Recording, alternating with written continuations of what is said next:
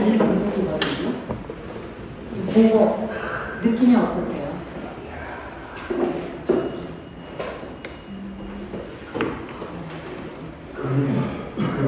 너무 예쁘지 않아요? 연못 아닌데 연못 안에 다리를 담그고 이 동작을 보면 다리를 무릎까지 그래서 담그고 연꽃잎을 잡고 있고 얘는 연꽃잎을 따르는지 따르고 하는 건지 이러고 있고 얘는 이 위에 올라가서 이러고 있어요. 그러니까는 이 청자 조그만 계절의 디테일이에요.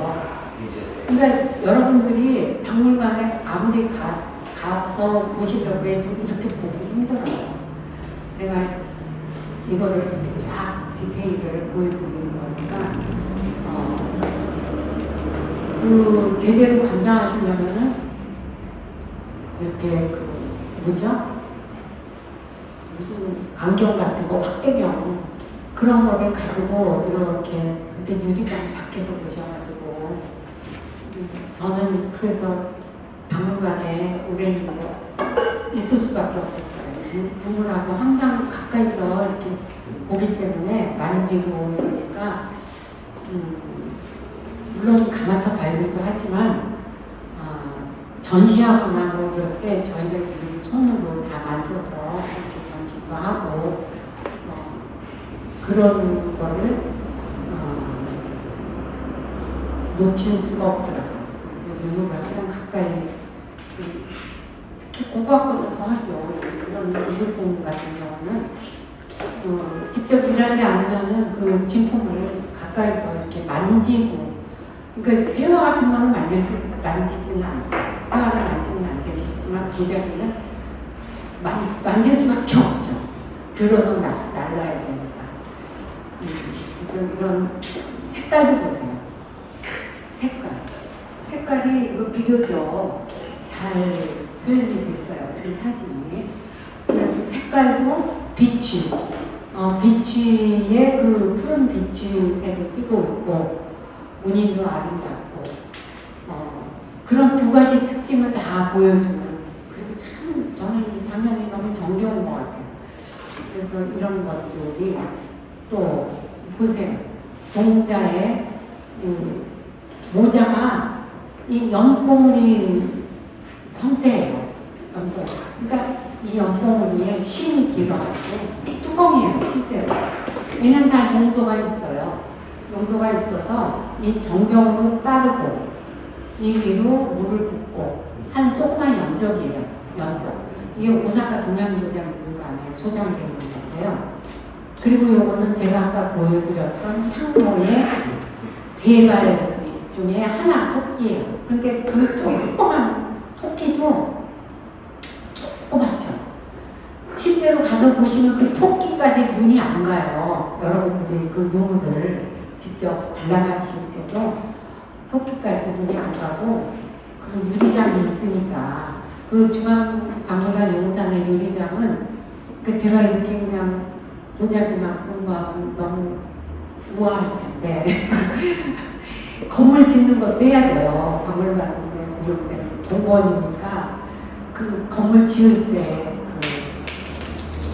처음에 땅 고르는 거부터 토목 땅 할 때부터 물론 이제 그게 전문가들이 건축하는 분들이 짓고 다 하지만 근데 감수하는 사람이 제대로 잘했는지 그것도 이제 직원들이 다 제대로 체크를 해야 되는 거죠. 그러니까 거기 유리장을 제가 무슨 말씀을 드리려고 하냐면 용산 박물관을 가면서 그 영국의 그쪽에서 저희가 그 업체 보고 어디 거가 좋으니까 내가 가서 보면 그게 좋으니까 너희들도 가서 보고 너희들도 정해라. 괜히 내가 정해서주면은 좀 무슨 커넥션이 있었나 하기끔 저는 공무원이었기 때문에 그런 거 나가고 너희들이 가서 어디 나는 여기 보고 왔다. 너희들도 가서 보고서 좋은 걸로 해라. 반사율, 굴절율 그런 거 다 봐야 돼요. 그래서 굉장히 좋은 퀄리티의 유리가 들어가 있어요. 지금 아마 90%될 거예요.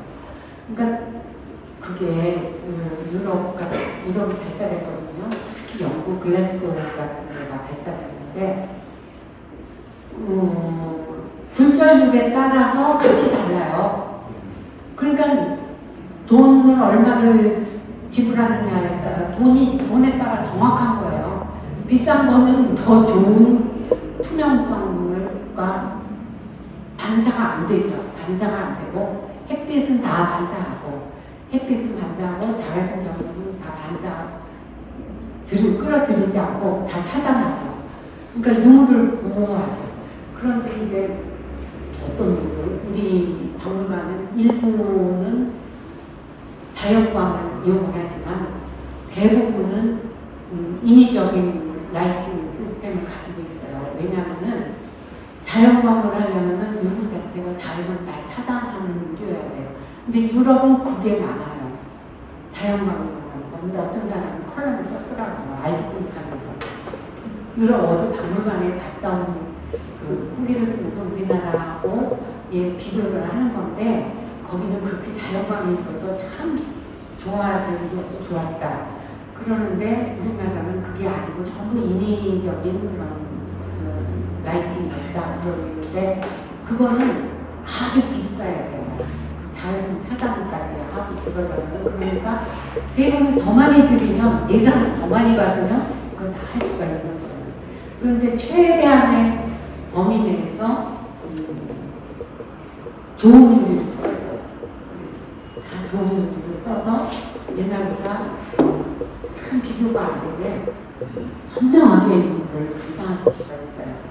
그런데 예전에 저쪽 중앙청에 있고 막 그러던 거를 생각해 보면은 비교해 볼 수 있는 지금 상황이 젊으셔가지고 그쪽에 안 가보셨을 텐데 이제 조금 개발도상국이나 이런 데 가서 딱 박물관 보면은 우리 얼굴이 얼매친다든지 저쪽 맞은편에 진열장이 보인다든지 뭐 이렇게 보고 깨끗하지가 않아요.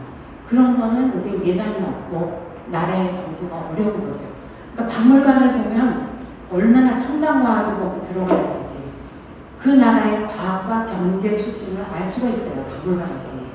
그러니까 그 예산을 많이 주거든요. 우리가 이런 거 시스템을 하겠다. 그러면은 예산처 기획센터 직원들이 이렇게 직무된 이런 생각을 가지고 있으면은 이제 이해를 하고 많이 주는데 너무 아주 벽창호 같은 사람들이 있어요. 뭐 이해를 못해요. 아무것도. 뭐 그거 감사한대야 돼요. 이런다든지 뭐 그렇게 자외선 차단해야 돼요. 뭐 실내에 있으면은 자외선 그 필요 없잖아요. 실내에서 자외선이 나와요. 그러니까 예산 따지도 참 힘들고 예산을 많이 들여야지 나라가 경제도 부강하고 과학이 발달한 나라일수록 박물관 시설이 좋기 때문에 미국의 맨하탄에 있는 많은 뉴욕에 있는 박물관들이 그렇게 최첨단인 거예요. 나라가 잘 사니까요. 그럼 이제 그 얘기는 그거 하고요. 그 다음에 여기 이제 이거를 사자라고 설명이 돼 있더라고요. 고려 도경에 보면은 여기 여의주가 있잖아요. 이게 여의주를 발을 딱 이렇게 놓고 그 다음에 여기도 이렇게 이어지게 돼 있더라고요. 이게 뚜껑의 위에 장식이에요. 향로 뚜껑의 위에 장식. 보여드릴게요. 우리나라의 이제 도자기 연대 쭉 내려가면서 연대상으로 어떻게 발달했나를 보시면 지금 이런 거는 의식에 사용됐던 예기예요. 예기. 무슨 제례에 사용됐던 도자기이기 때문에 이런 파편이 나왔는데 이거를 이어서 복원한 거죠. 황해도 원산이 강았던 게 북한에서 발굴한 거예요. 이게 992년인데 요건 이화여대 박물관에 소장되어 있는 993년도고 이거 너무 빨리 나왔네. 네, 그러니까 1년 상관으로 하나는 북한에 있고 하나는 992년도 순화 3년명 우리 또 이화여대 박물관에 있는 거는 순화 4년명 1년 상관으로 있는데 그분이 아니겠는가 그냥 그렇게 추측만 하고 있죠. 그러니까는 이런 은혜의 길, 얘기를 가지고 제례에 사용됐던 그릇들을 가지고 편견을 하면 위험해요. 아무리 연대가 있어도. 왜냐하면 특수한 용기이기 때문에 형태나 장식의 발달 단계가 달라요.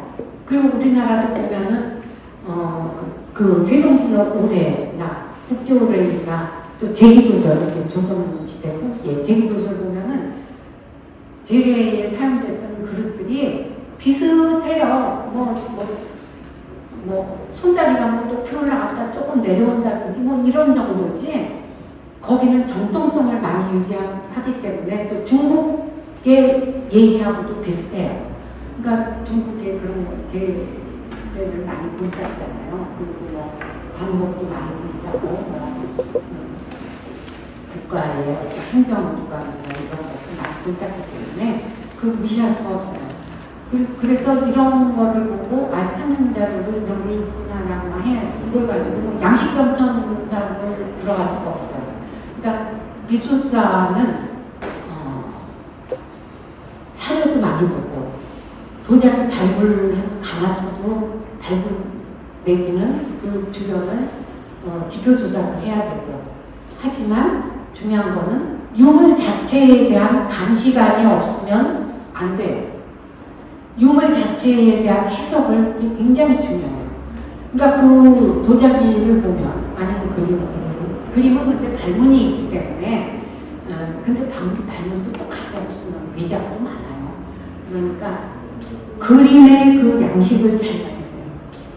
도자기는 도자기에 색깔이 어떻고 형태가 어떻고 이건 굽이에요.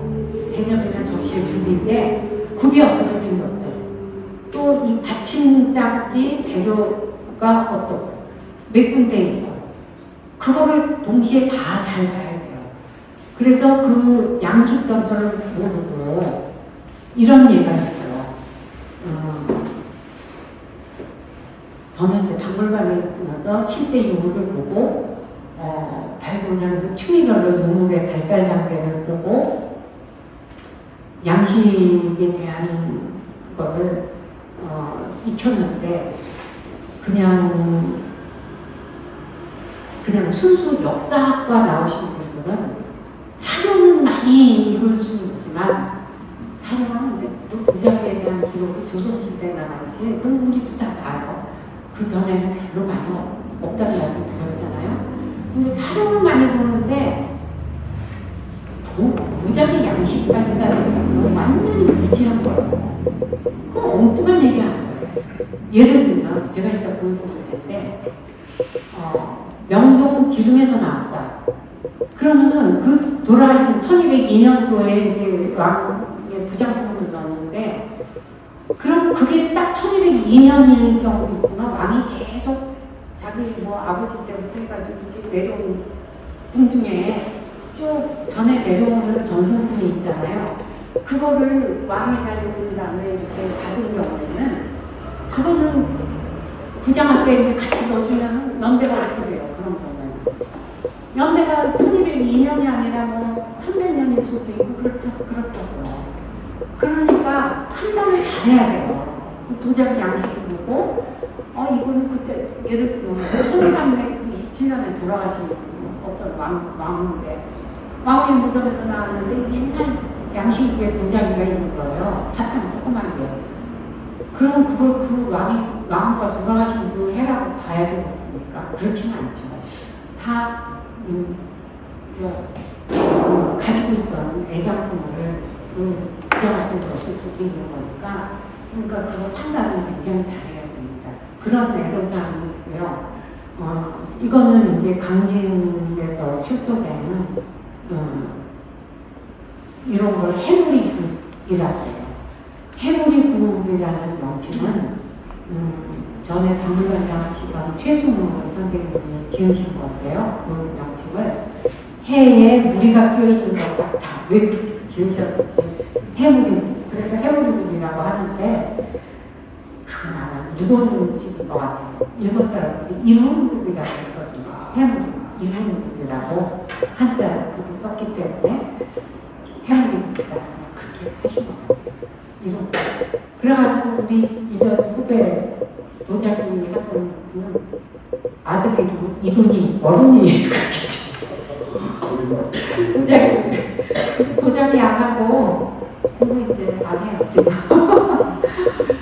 그렇게 해물이국이 중요해요. 왜냐하면은 이 해물이국이 중국에서도 있었어요. 7세기 중엽부터 8세기 8세기, 9세기까지 있었는데요. 이게 그래가지고 당나라 때 굉장히 중요한 연대를 이렇게 그 구분짓는 이게 넓어졌다, 좁아졌다 그러거든요. 그런 하나의 기준이 됐었어요. 한때는 학풍이 그렇게 흘러갔어요. 해물이국이 굉장히 중요했고 우리나라에 수입된 도자기 중에서도 해물이국이 많은데 경기도 지방에서 발굴된 그 청자 백자의 해물이국은 중국 거하고 잘 구분이 어려워요. 물론 구분할 수는 있는데 중국 거는 깨끗하고 각이 딱딱 져 있는데 우리나라 거는 넓이는 이 바닥에 닿는 넓이가 넓거든요. 8세기 후반에서 9세기 전반 이게 넓어요. 이게 넓은데 한 2cm 정도 돼요. 여기가 바닥에 닿는 선이 이쪽이 2cm 정도 굉장히 넓은 거예요. 그게 낮아요. 굽 높이가 딱 아주 안정되게 사다리 딱 안정되게 이렇게 놓이게 되는 거죠. 그리고 붓바닥도 이렇게 지저분하지 않아요. 깨끗해요. 그런 게 이제 중국자인데 우리나라 용인에서 또 여주 중앙리에서 여주 중앙리는 아마 10세기 초까지 내려가는데 거기서 또 해물국이 나오는데 용인 서리에 시대가 이른 시기의 것은 넓어요. 넓고 또 굽높이도 조금 좁은데 이제 깎음새가 부드럽고 갇힌 데가 없고 그런데 이거 강진에서 나온 거는 이거 굉장히 부드러운 거예요. 다른 건 그렇게 좁아진 거예요. 이건 한 2cm 정도밖에 안 돼요. 근데 이거에 두 배고 여기가 좁아요. 아주 좁아. 여기 판 부분이 앞바닥이라고 하는데 판 부분이 진짜 굉장히 좁아요. 지름이 1cm 될까 말까 해요. 그렇게 좁게 파고 이제 왜냐하면 중국 사람이 굽을 만들기 시작해요. 그 전까지는 굽이 없어요. 그냥 여기가 굽이 없이 편편해요. 바닥이 편편한데 굽이 이제 생기기 시작하는 거예요. 굽을 만들기 시작해가지고 육조시대 수나라 초까지 굽이 없어요. 다 평저예요. 그런데 이제 굽을 깎기 시작하면서 이제 한번 좁게 파본 거죠. 좁게 파본 게 이제 몇백 년 가고 그 다음에 이제 우리나라 강진형은 이제 넓게 파요. 그리고 깎음새가 이렇게 부드럽고 받침이 이제 이거는 내가 하얀 흙인 것 같아요. 백토 같은 걸 이렇게 세 군데 받쳐서 구웠고요. 이제 그 정도로 그냥 아시고요. 우리나라 청자를 지금은 이제 한자를 이렇게 쓰거든요. 청자. 한자를 이렇게 쓰는데 고려사에 보면은요. 의종 11년에 의종이 진짜 논리 좋아하는 왕이었죠. 11년에 보면은 민가로 50채가 흘러요. 그 전에 요한에 기록이 있는데 민가로 50채를 흘러가지고 이제 하나는 태평정하고 이제 하나는 양의정을 했는데 양의정은 전부 청자로 기와도 얹었다고 돼 있어요. 태평정은 무슨 나무가 했는데 청자. 그러니까 그것을 이제 거기서 노는 거예요. 이제 문신들하고. 그래서 의종 때 무신의 날이 일어났잖아요. 1970년대. 너무 이거 그냥 문신들하고 모임이 일어나니까. 그리고 고려사 이제 후대로 가서 충렬하는 때는 청사기라고 청사인데 부는 이제 화분 같은 그런 그릇이요.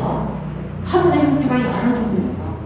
저기 고려 때는 막 화려하고 우리가 현대에 아는 그런 화분 형태가 아니에요. 그리고 병도 있고. 그래서 청사인데 청사기라고 하는 것도 있지만 그거는 청사기는 두리뭉실하게 일컫는 거고 청사, 옹분, 병 뭐 잔일 때는 청사, 잔 이렇게 얘기했겠죠. 그리고 우리나라에서 청자를 만들려고 하니까 금칠을 해요. 금장식을 해요. 그거를 금으로 그림을 그린 이거 진짜 금이에요. 금으로 그림을 그린 옹기고 또 화금자기 이것도 금으로 그림을 그린 자기인데 뭐 그냥 형태는 여기서 말을 안 하는 거죠. 그러니까 명칭이 이렇게 굉장히 다양하고 이제 조인규라는 분이 이분이 말년에는 무고를 당해가지고 막 집안이 막 아주 풍미 박산이었죠. 조인규.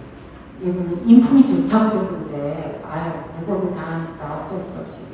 근데 원나라 세조한테 한 30여 명 원나라에 사신으로 가는데 화금자기를 진상했다. 그래서 세조하고 대화하는 내용이 제가 이제 한 가지 말씀드릴게요. 원나라 세조가 이렇게 받으면서 이 도자기에 이렇게 금을 이게 깨지면 또 쓸 수 있느냐고 물어봐요. 그랬더니 조인규가 또 쓸 수 없다. 그러니까 세조가 그래요. 그러면은 다음부터는 만들지 말아라. 만들어 바치지 말라. 그렇게 얘기를 해요. 이게 조인규가 시무서를 하는데 막 길게 나와가지고 지루하게 몇 페이지 넘어가게 나오는데 거기서 도자기에 관한 것만 제가 이제 딱 캡처를 해서 읽으니까 이제 눈 빠지게 봐야 돼요. 그래가지고 그래서 이제 조인규가 집안이 그때 난리 났을 때도 원나라 갔다 오는 일이 이제 아마 잡혀 들어갔을 거예요. 아이고. 그 다음에 이제 선화봉사 고려두경 인종이 1년 때 1123년에 송나라 휘종의 사신으로 이제 인종이 왕위에 올라갔거든요. 이제 즉위년이 아니라 그 이듬해 1122년에 즉위해가지고 23년도에 그 송나라 휘종이 사신을 보내가지고 사신을 이제 수행해서 또 온 건데 정식 사신은 아니에요, 이 사람은. 그런데 이 사람이 뭐라고 하느냐면은 올해 한 달 동안 이렇게 보고서 뭐 이렇게 대접 받은 거 뭐 이런 거 뭐 개경 돌아다니면서 뭐 이런 거 다 적어요.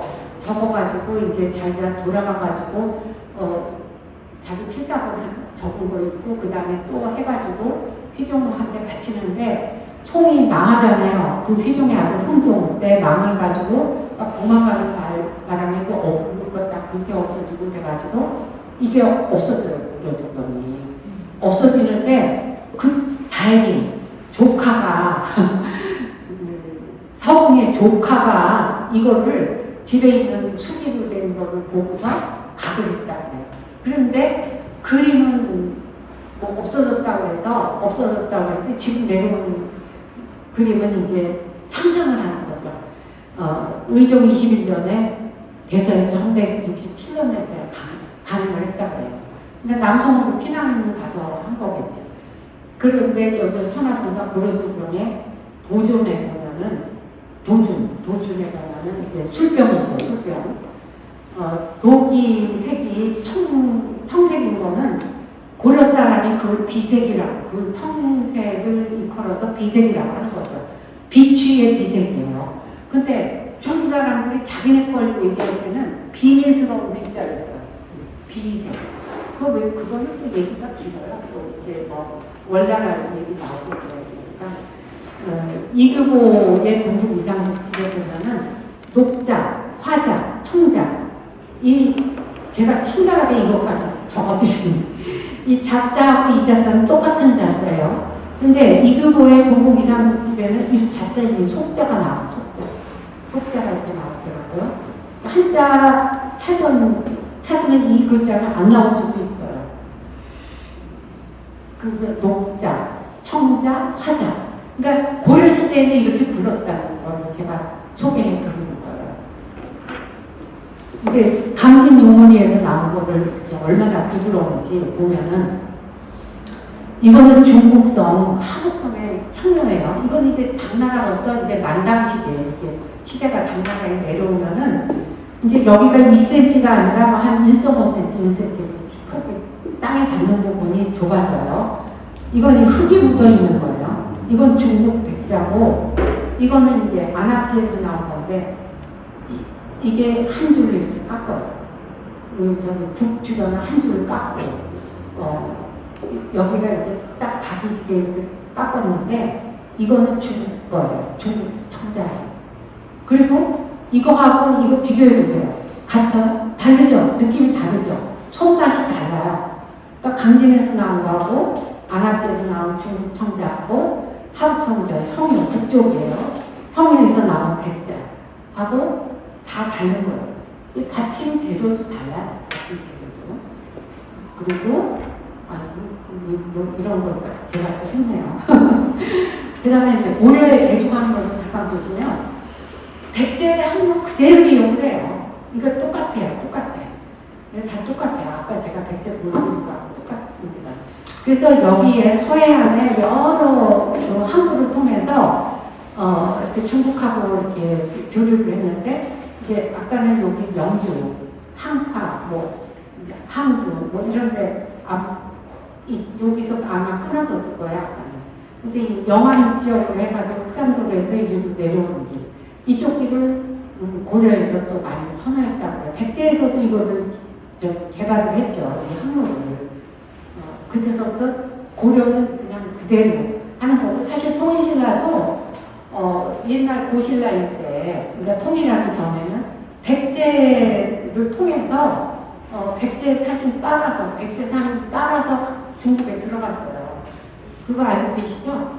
그래서 신라는 통일되기 이전에는 백제를 통해서만 중국에 들어갔어요. 그런데 다시 이제 이걸 보여드리는데, 미륵사지 출토 해물이고, 요거 미륵사지 출토품이에요.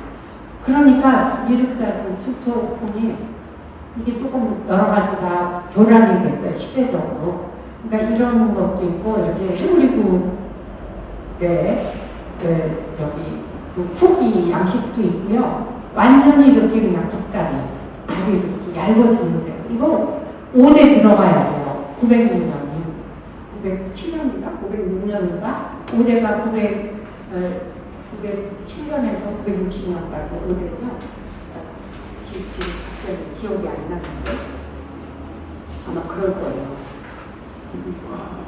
그래서 그 5대 때부터는 이게 이렇게 좁아지기 때문에 아무 내용도 없이 그래가지고 이 중국 거는 이렇게 딱딱 이렇게 꼭 성각을 하나 두른다든지, 여기가 딱딱 각이 진다든지, 여기 딱 굽이 각이 진 게 보이죠, 여기? 우리나라 것처럼 부드럽게 넘어가지가 않아요. 해물이국이에요. 다 해물이고. 해물이국이 이제 점점 굽이 적지면이 좁아지는 거예요. 그리고 이제 해물이국은 제가 용인서리에서 나온 게 이거예요. 이거는 중국 거고, 이거는 중국 거고, 이거는 용인 해물이국 가마솥에서 나온 건데, 말도 없이, 말도 없이 많이 나왔어요. 굉장히 많이 나왔어요.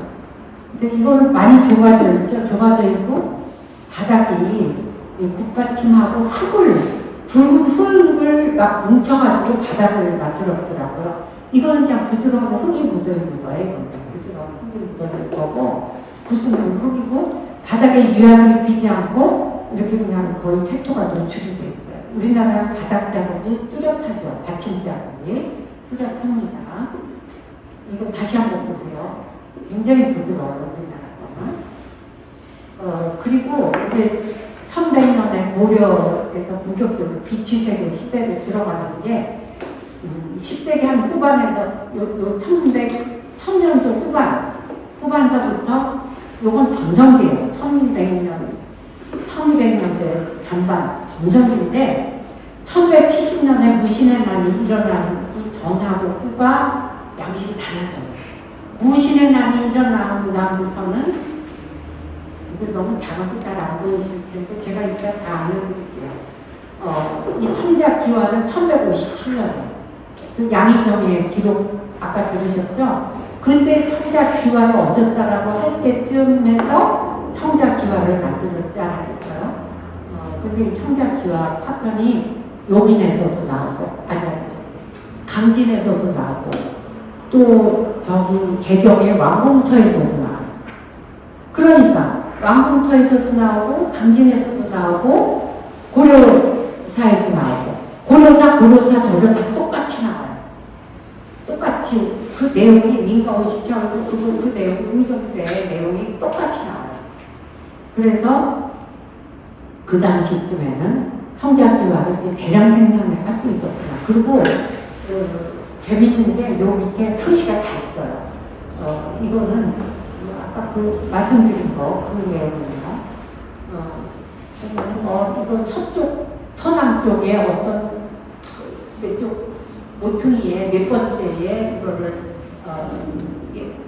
장식할 기와다. 이렇게 다 표시가 돼 있어요. 그리고 이거는 신안해에서 나온 원나라 때의 청자인데요. 이 원나라 때가 우리나라 고려 후기니까요. 고려 후기에 다 해당되는 거고, 요거는 북송에서부터 이런 화형, 접시, 청자, 요주요, 경덕증여, 이거 그냥 이름만 들어주세요. 이렇게 다양한 도자기가 만들어졌고, 우리 국립중앙박물관에 소장이 돼 있어요. 하여튼 어떻게 들어왔겠죠. 산 거는 아니에요. 국립중앙박물관에서 샀다면은 일제시대 때에 산 게 좀 있고, 다 옛날 이왕과 컬렉션에서 쭉 내려온 건데, 그게 일제시대 때 누가 어떤 상인이 싹 바꾼 건지 뭔지, 그거는 다 일일이 유물 카드를 다 일일이 찾아보는 거 나오죠. 근데 여러분들이 인터넷을 찾아보면 그 내용이 이력이 없을 수가 있어요. 왜냐하면 인터넷을 치는 직원들이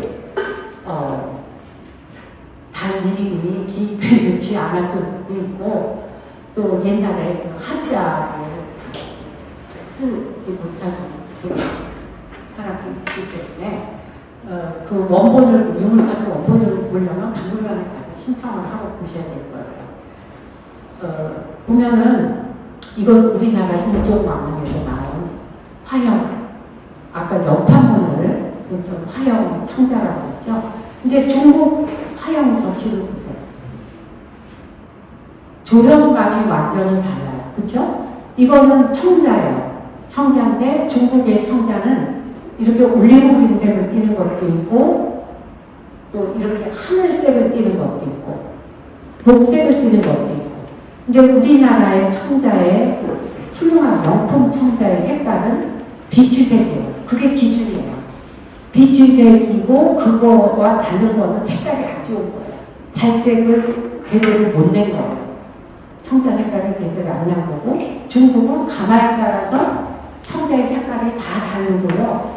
그 다음에 중국 사람들이 좋은 색깔이라고 하는 거는 하늘색이에요. 비 온 뒤에 맑게 개인 하늘 색깔. 비온 위에 맑은 색깔을 그 사람들 기록 그렇게 돼 있어요. 그거를 그 사람들은 지향을 했고, 우리 고려 사람들은 푸른 비치색을 지향을 했고, 목표하는 바가 달랐어요. 추구하는 게. 그리고 옆에서 본 이런 형태를 보면 같은 송나라고 우리나라 고려시대 때 시대가 비슷해요. 근데 이건 문공유라는 분, 이분이요, 저기 고려사에도 나온 유명한 문신이에요. 근데 이 문유인데 좀 올려서 공대해가지고 존경의 의미로 문공유라고 하죠. 그래서 문공유라고 되어 있는 기록도 있고 문유라고 되어 있는 기록도 있어요. 그러니까 같은 사람이에요. 근데 이거 보면은 이거는 이렇게 조금 여기가 우리나라 거랑 완전히 좌우대칭이 아니에요. 좌우대칭이 아닌데 중국 거는 어때요? 엄청 날카로운 느낌이 들죠? 저는 이거 너무 칼이 아닌데 칼 같은 느낌이 들어요. 그리고 이거는 아주 우리나라는 부드러운 다른 점은, 차이점은 이런 거예요. 그러니까 여러분들이 이거를 자꾸 보고 익히는 수밖에 없어요. 그리고 제작 기법이 다르기 때문에 더욱 그럴 수도 있고요. 이거는 우리나라의 고려청자예요. 고려청자 역판문인데요. 조각 수법이 이렇게 점층적으로 이렇게 단계별로 이렇게 올라오는 것 같은 효과가 드는데 중국 거 보세요. 이거 역판문이라 그리고 우리나라 사람들의 이건 정말 명품 기술에 몸을 치죠. 근데 중국에 이제 뭐 이런 책들에 보면은 특히 격보요론하고 고요론하고 경덕진, 그러니까 격보요론의 그런 또 항목이 고요기론이에요. 그 책이라든지 경덕진 도론이라는 책이 있어요. 책에 보면은 고려청자 유색이 월요 비색이고 용천녀 청자 유색과 서로 유사하다. 월요는 그 당시에는 월주요를 월요라고 해요. 월주요 들어보셨죠? 월주요. 비색. 여기 비색 나오죠? 비색. 비색을 이렇게 써요. 그 사람도. 월주요 비색이나 용천요 청자유색과 서로 유사하다. 뭐 자기네들이 이렇게 썼더라고요.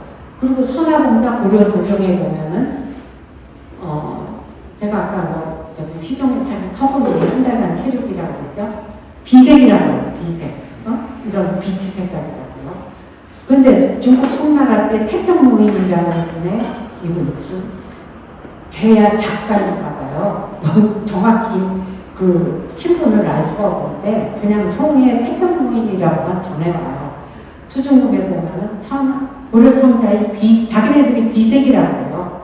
자기네들 이분도 비색이 천하제일이다. 이렇게 벌써 송나라도 그렇게 평가하고 있어요. 근데 중국에서 도자기 문화가 제일 발달했던 나라가 송나라예요.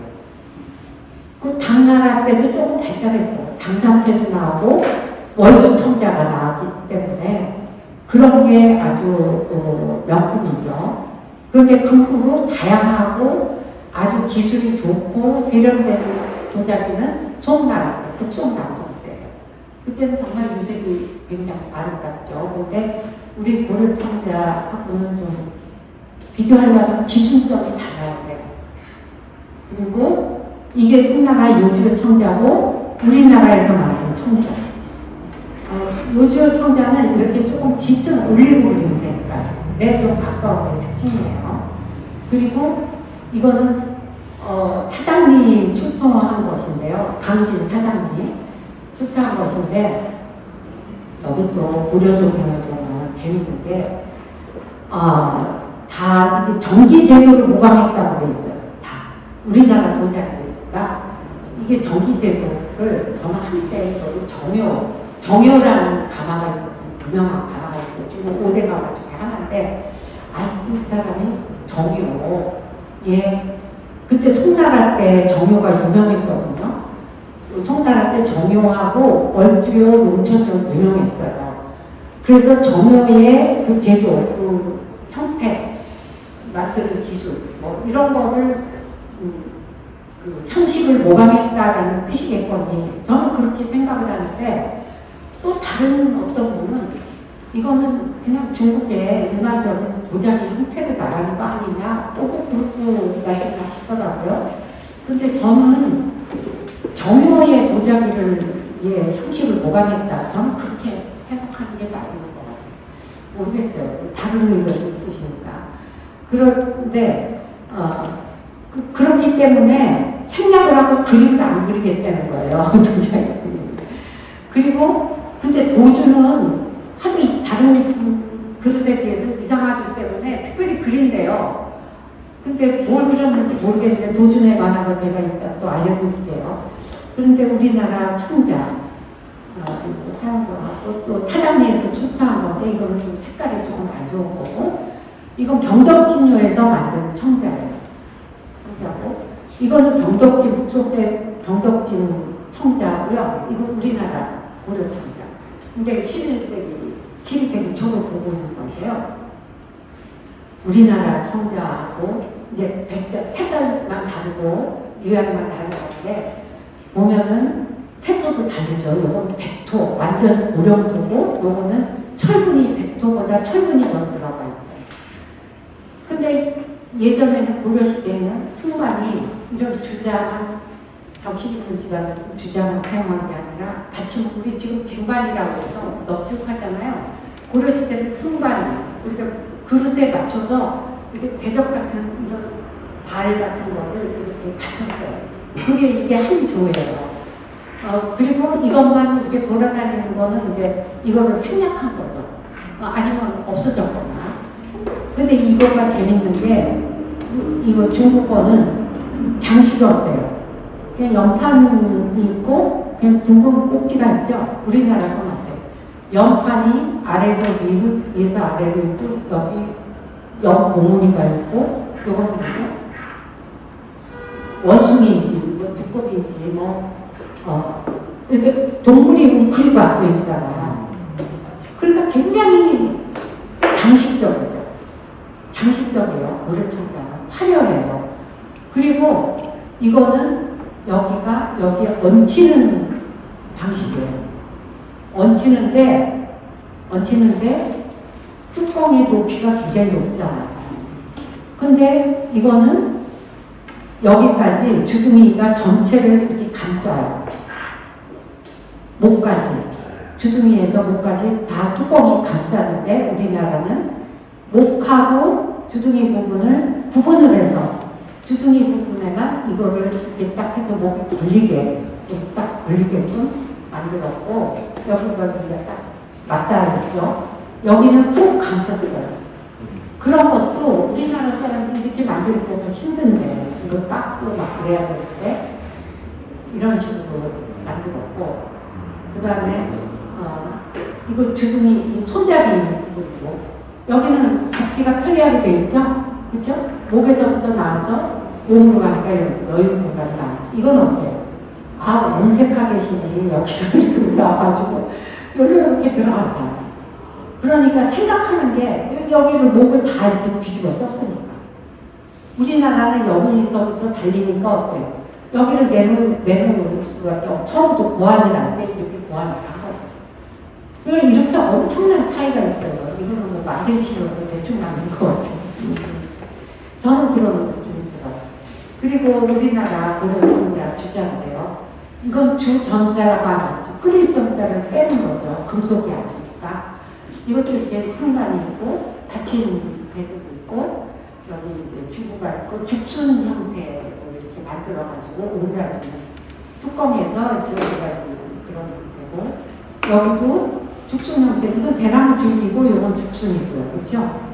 그리고 뚜껑을 또 이렇게 만들었어요. 아주 굉장히 하나하나 다 세세하게 신경을 쓰고 만들었고요. 여기는 대나무 형태로 대나무 형태로 줄기로 그리고 이거는 참외 형태의 조그만 요거는 주자인데요. 아마 연정으로 사용했던 것 같아요.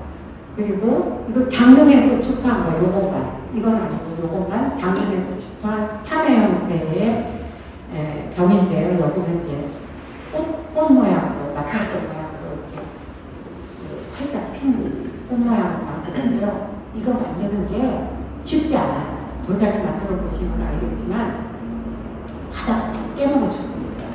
이게 구운 상태에서 하는 게 아니라 웬만큼 대충 말랐을 때 이 조각을 하는 거잖아요. 이거 만들어 붙인 게 아니라 다 이렇게 닦아서 조각을 한 거니까 그 손의 강약이라든지 이런 조절을 굉장히 섬세하게 잘 해야 되는 그런 사람을 깎은 거죠. 이거는 뭐 제가 자꾸 반복을 해드려요. 알고 제가 반복을 하는 거예요. 태평무늬, 고려청자, 비색이 천하제일이다. 이렇게 말했다는 거. 그리고 요거는 인정왕릉에서 나왔다는 합이에요. 색깔이 진짜 아름답죠. 그리고 이게 인정왕릉에서 나온 이게 옥책하고 다 같이 나왔어요. 근데 그거를 제시대 때 그거를 인정왕릉에서 나왔다고 이제 그 일괄품을 가지고 와서 잠깐 갖다 전달을 하는데 그걸 가지고 우리가 직접 발굴한 게 아니라고 이걸 전 인종학론 출토품이라고 그러더라고요. 근데 저는 그게 맞지 않은 것 같아요. 또 그 일본 사람들이 그때 무슨 누군가 이렇게 갖고 와서 소좀 넣어놔서 받았겠죠. 근데 그런 거 거짓말을 하지는 않을 것 같아요. 저는 그런 게 굉장히 많아요. 그럼 그거만 다 전이라고 써야 되겠지. 그러면은 옥색 가루 이거 가루 팔면 더 돈 많이 받을 수 있는데 이걸 같이 있거든요. 같이 나왔다. 그렇고요. 그 일본에서 막 돌아다니는 걸 봐도 이게 일괄품이라고 다니는 거는 몇 점 안 되는 일괄품들은 다 일괄품들끼리 있고 도자기 빠져나가는 이렇게 있는 거는 이제 고려나온 같은 거 발굴해서 나온 것들은 다 따로 있지만 일본 사람들이 일괄품 나온 거는 무덤에서 엄청 이렇게 도굴해 갖고 어떻게 될지 모르겠지만 아무튼 인종학은 그렇습니다. 저는 그냥 인종 장난 출토품이라고 그렇게 얘기를 하고요. 세종실록 지수지에 보면은 전라도 나주에 강진현, 나주목 강진현이에요. 소가 8개가 있는데 대구하고 칠량이 있다. 지금도 대구소 칠량소거든요. 근데 양은 칠량소, 대구소 칠량소. 소가 특별히 언급이 돼 있어요. 근데 강진은 조선시대 도자기를 만들던 곳이 아니에요. 그러니까 뭐 1900년대 후반에 발굴을 해도 청자가 막 엄청나게 나오는 곳이 2000년대 들어가서도 그 가마터라고 한 지표에서 가마터인 것이다 하면 청자 파편이 어마어마하게 나오고 유구가 더 하면 유구가 다 드러나요. 그러니까 청자 가마터로서 조선시대 초에 그때도 아마 청자 파편이 어마무시하게 나왔을 거예요. 그리고 이때는 아직 그렇게 체제가 딱 완비가 되어가는 중이에요. 그리고 도자기 양식이 1424년에서 이거 조사한 1432년 그 사이에 도자 양식이 딱 짜임새가 있게 안정화되기 전이에요. 막 발달해가는 중이에요. 아주 굉장히 급속도로 발달해가는 중인데 제가 슬라이드를 다 설명해 드릴 거예요. 그런데 그 시기에는 소가 8개가 있었는데 대구소 칠량소다. 이게 그 고려시대의 대구소 칠량소를 얘기하는 것 같아요. 그리고 이제 이거는 뭐 세종실록은 단종인연에 발간됐다는 거 다 아시죠. 그리고 신중동국 여기승남에 보면은 강진현의 오적에 보면은 오적. 이게 보면 대구소가 있다.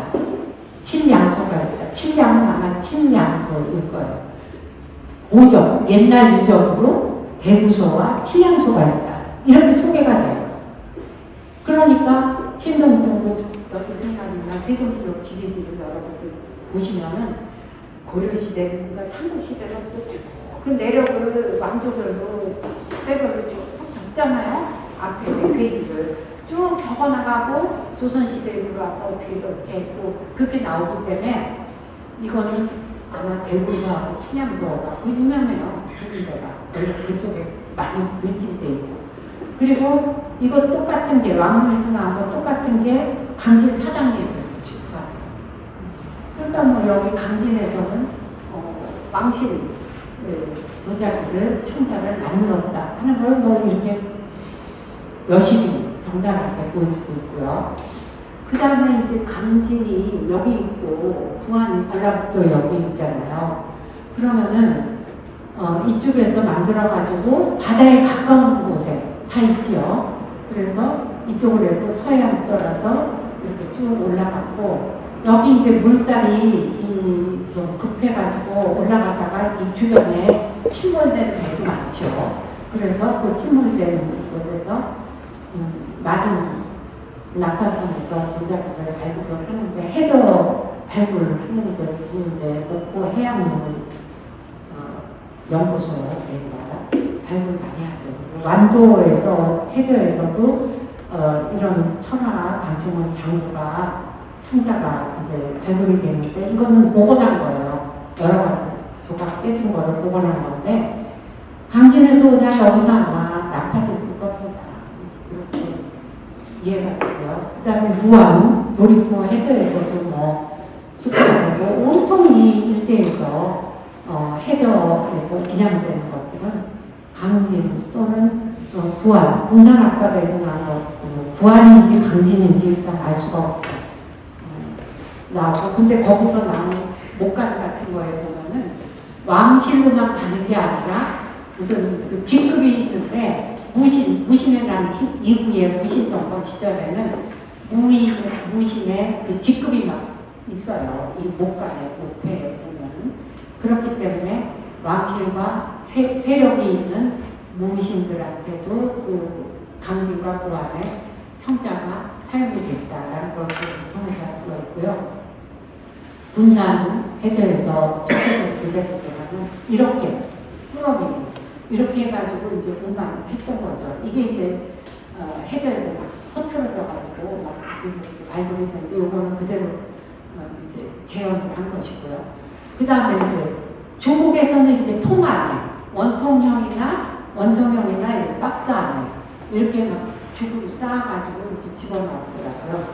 그래서 지금 제가 문화재 청에서 받아가지고 그때 발굴한다고 받아가지고 이거 바닷물 빼는 거, 빼는 거 이런 작업을 노동적으로 집에 집에서 같이 했거든요. 같이 했는데 그 뻘 냄새 이런 것 때문에 약품 냄새 제가 한 열흘 동안 아파서 못 나가서 이거 작업을 며칠 한 다음에 그렇게 아주 심하더라고요. 올해도 그 뻘 냄새가. 그리고 이거 제가 아까 보여드린 그 비색과 섬세한 장식이 있는 이거 제가 아까 보여드렸죠. 그리고 이제 보통 향로는 이런 모양이에요. 그렇죠? 기본적인 향로는 이런 모양인데 지금 이걸 보시면은 아까 고려도정의 김영산 도자기 만든 향로 찾아보면은 이 도자기를 만든 향로가 산의 추향, 사자가 향을 내뿜고 있다. 서국이 와서 이걸 본 거예요. 근데 이걸 보면은 여러분들이 속이 어떻게 생겼을지 모르실 거예요. 이거 역시 비색이라고, 온통 여기저기 비색이라고 쓰고 있어요. 근데 위에는 짐승이 이렇게 앉아있다라고 되어 있는데, 짐승이 이거죠. 산 위의 춘향. 그런데 이거 아주 정절하다고, 가장 정절하게 이걸 보고, 그리고 월주 보비색. 그러니까 이 사람이 1123년에 왔으니까 이제, 북송이 이제 망했나? 북송이 이제 거의 망할 때쯤이죠. 망할 때쯤. 그리고 월주는 당나라 때가 전성기예요. 근데 당나라 때가 전성기고 북송이 어느 시기냐면은 월주가 망해가면서 서서히 망해가면서 용천효가 부상하는 시기가 이 북송 시기예요. 그러니까 이 사람이 볼 때는 월주는 이미 옛날의 비색이죠. 월주는 이미 이제 당나라 때 비색을 얘기할 거예요. 당나라 거는 내가 안 갖고 왔어요. 이거 거야. 당나라 때 좋은 도자기는 이거 비슷해요. 아주 비슷하고 송나라 때 좋은 도자기도 이 비색하고 비슷해요. 근데 월주 보비색을 닮았다고 하고 여주의 신욕이 그때 북송 때 여주요가 또 막 새롭게 부상을 했거든요. 그러니까 여주 신욕이를 닮았고 대개토를 닮았다라고 이렇게 얘기를 하고 있어요. 그러니까 이 한 구절 몇 줄만 봐도 그 당시에 도자기 중국하고 우리나라의 도자기 상황이 딱 그려지는 거예요. 공부만 조금 한 사람이죠. 근데 이거 뒤를 보여드릴게요. 이 뒤에 허리가 이렇게 탐스럽게 있는데 이거는 연잎 모양이에요. 연잎 모양. 허리가 이렇게 막 털이 푹신푹신하지만 또 연잎 모양으로 되어 있고요. 여기 보세요. 제가 이 사진을 일부러 보여드릴 텐데 뚜껑의 이 부분은 어떻게 만들었을까요? 여기를 뚫고 뚜껑의 평평한 부분을 뚫고 요거를 따로 만들어서 속이 빈 상태로 한 번 따로 만들어가지고 사람 조무조무 만들었겠죠. 그래가지고 여기 붙인 거예요. 붙인 거니까 여기 요것만 따로 붙는 거예요. 요거 받침 모양, 받침 모양. 다 만들어가지고 이렇게 붙인 다음에 뚜껑을 따로 부었다고요. 뚜껑을 따로 부었고, 요거는 요거대로 따로 밑바닥 따로 부고, 그래서 이거를 뚜껑 열어보면 속에도 유약이 잘 익혀져 있어요. 그러니까 이런 거를 보고 이 얼굴 모습이 굉장히 아주 잘 조각이 돼 있어요. 아까 보셨죠? 제가 크게 확대해서 보여드렸죠? 이런 것처럼 이거 향로, 사자 향로고, 오사카시 동양도자 미술관에 보면은 이런 베개가 있는데 고려 청자예요. 보면은 두 마리 사자가 있는데 여기 이빨이 이렇게 막 날카로운 이빨이 있고, 여기 혀도 조금 보이고 있어요. 눈도 있고요. 이빨도 굉장히 풍요로운 털을 이렇게 표현을 했죠. 조각했죠. 앞모습이에요. 앞모습. 혓바닥이 이렇게 나왔죠. 여기는 이빨이 이렇게 막 드러나 있어요. 이빨이 굉장히 가지런하네요. 그쵸? 날카로운 이빨도 있고, 여기 혀를 이렇게 그렸고, 이렇게 있고, 연수도 이렇게 가지고 있고요. 자, 이런 모습을 보셨는데, 사람이 이걸 보고서 아주 가장 정정하다, 그렇게 표현을 했어요. 우리나라에서 아까도 토끼 한 마리 보여드렸죠. 토끼가 이렇게 있어요. 그리고 이거 하나하나 붙인 거고, 이 부분이 뚜껑입니다. 그러니까 향을 여기서 피우고, 뚜껑을 닫아도, 피우고 향을 피우고 뚜껑을 닫으면 어떻게 구멍 뚫린 부분을 통해서 향연이 은은하게 배어나오고 있죠. 그리고 이 뚜껑 부분이 기가 막힌데, 여기 하얀 점 보이시죠? 여기 상감을 한 거예요. 이거 상감을 하다가 톡 하면 그냥 깨지는 거예요.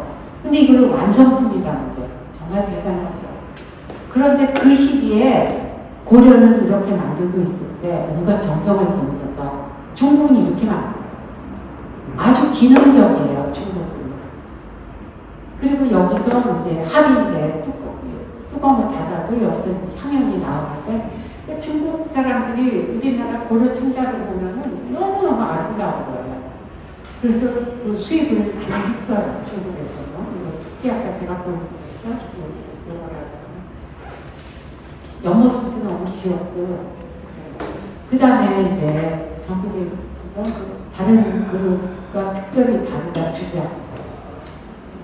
도주. 이거 아까는 도로편이었는데, 향로편이었는데, 이거 도주. 술주자입니다. 술주자. 얘기를 하는 거예요. 근데 이것도 보면은 특별히 다른 그룹하고 달라서 여기에 이렇게 그린다는 거예요. 쓴다는 거예요.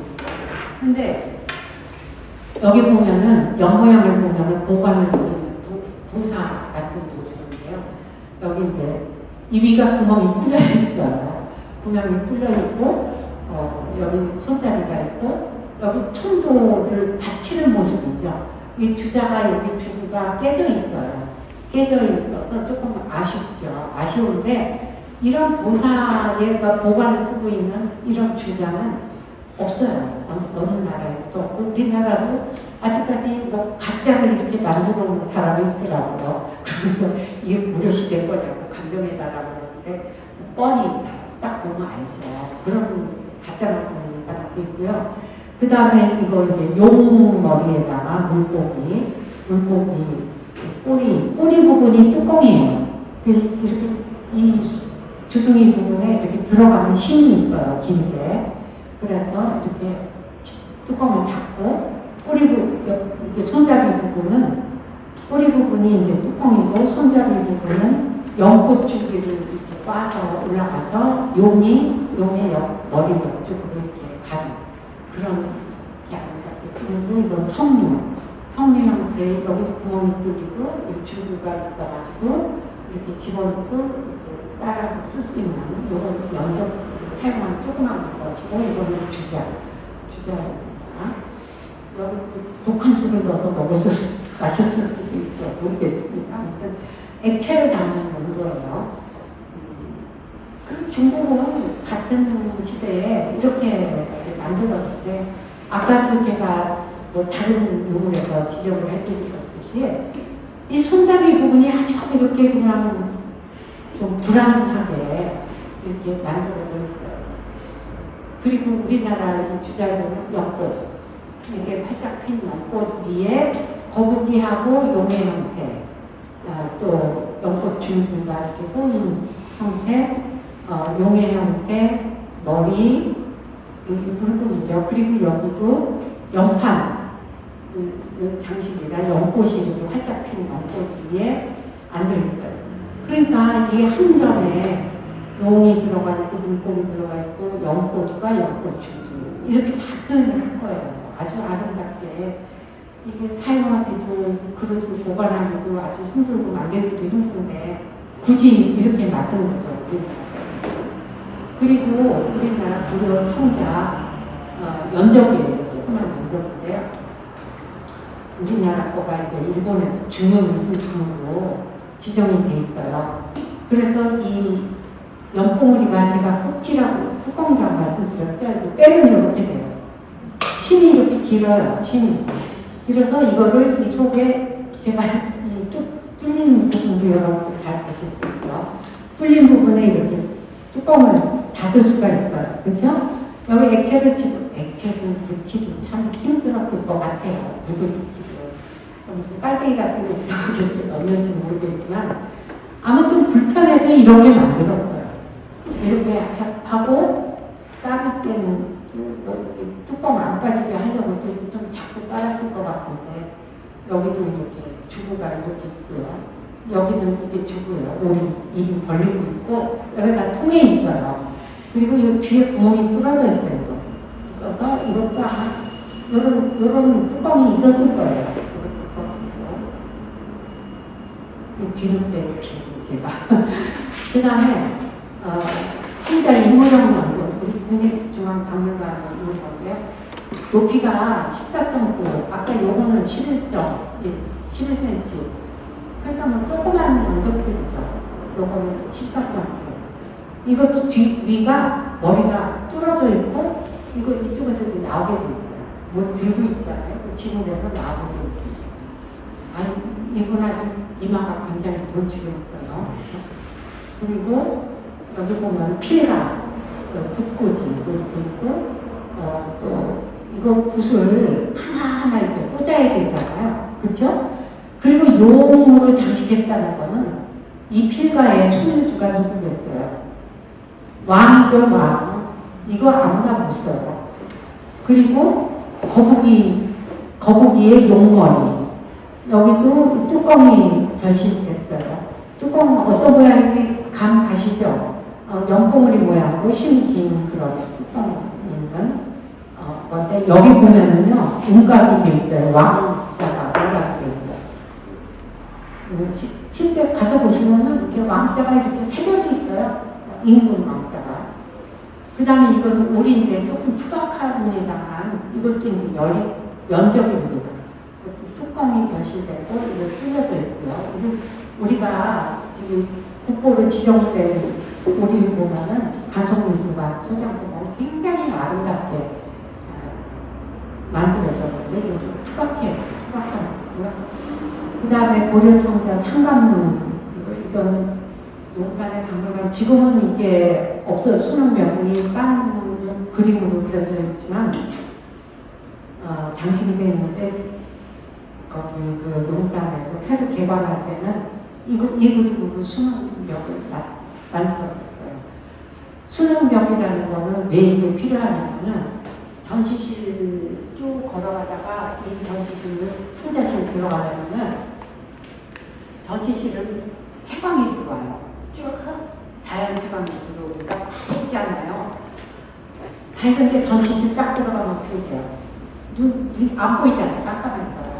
그러니까 여기서 한번 수능을 하고 들어가다는 그런 뜻이에요. 그래서 이 자연 채광도 좀 막아주고 이 벽으로 해서 막아주고 그 다음에 전시실에 그 불빛으로 돌아준 거죠.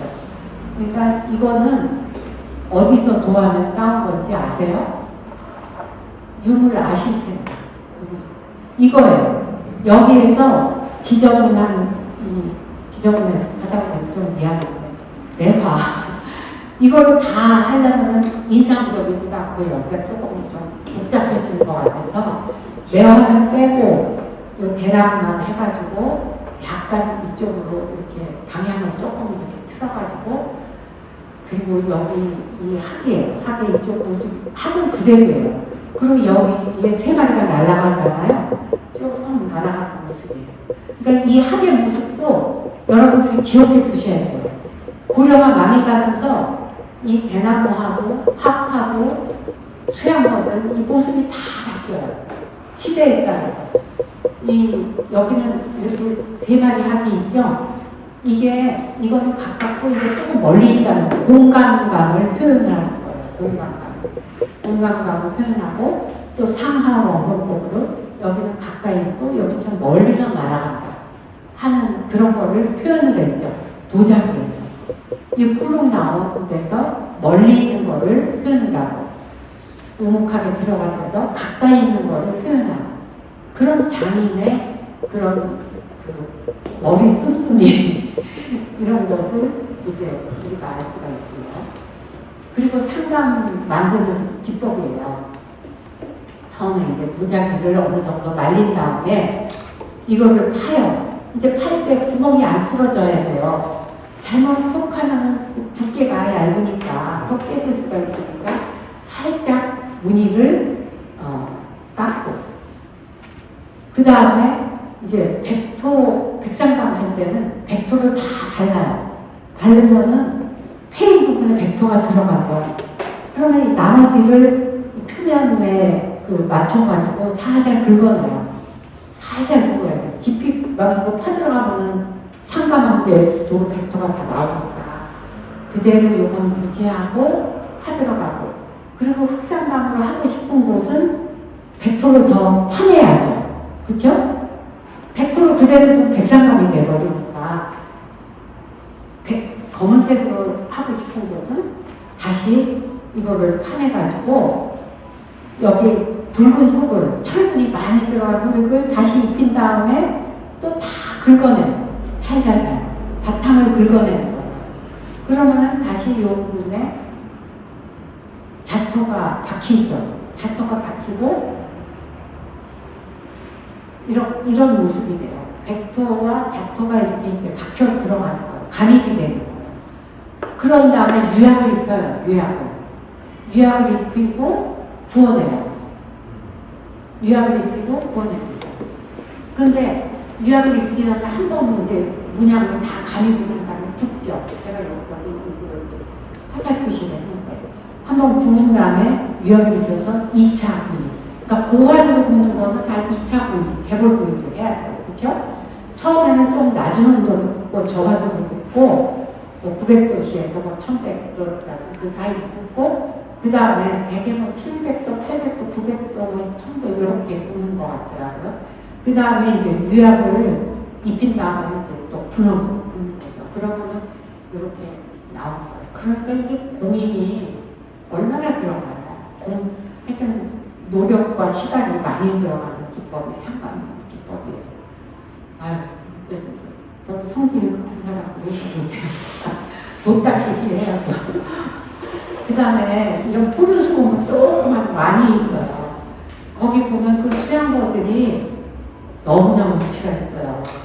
그러니까 수양거들하고 학하고 있는데 포류수공문이라고 하잖아요.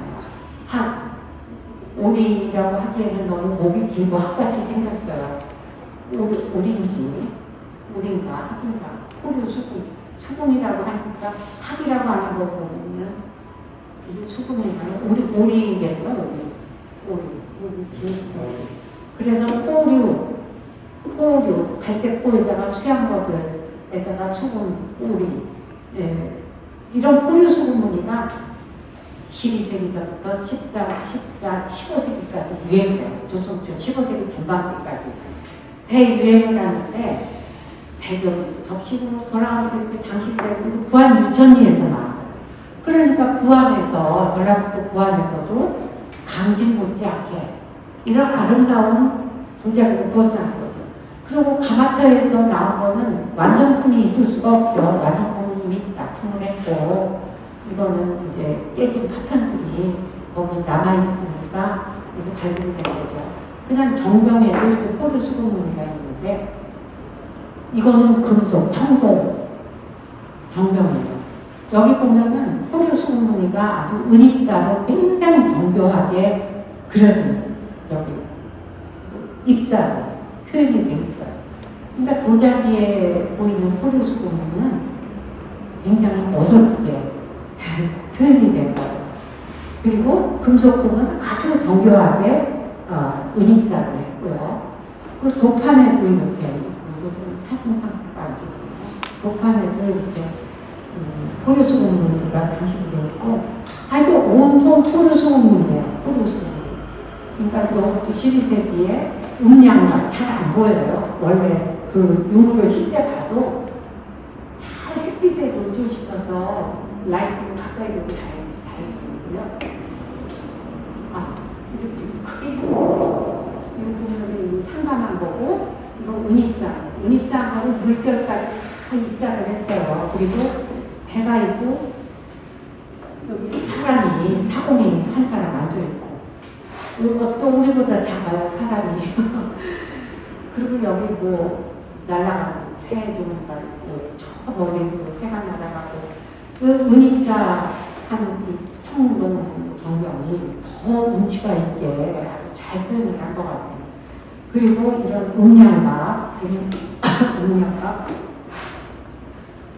포도수공입니다.